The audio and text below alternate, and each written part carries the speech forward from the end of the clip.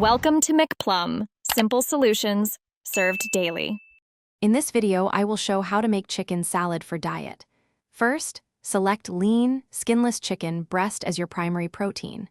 Cook it thoroughly, then shred about 6 ounces per serving. This provides a solid, low-fat foundation for your meal. Make sure the chicken is completely cooled before you start mixing to maintain the best texture and freshness. This simple step is crucial for a delicious and healthy result. Next, let's talk about the dressing. Instead of traditional mayonnaise, opt for plain, non-fat Greek yogurt. It offers a similar creamy texture with significantly fewer calories and more protein. Use about 1/4 cup per serving. Boost the flavor profile with fresh dill, chives, or parsley, and a bright squeeze of lemon juice. These additions elevate the taste without adding unnecessary fats. Now, it's time to add some crunch and nutrients with fresh vegetables.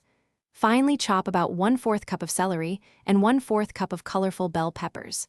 These additions provide essential vitamins, fiber, and a satisfying texture without significantly increasing the calorie count.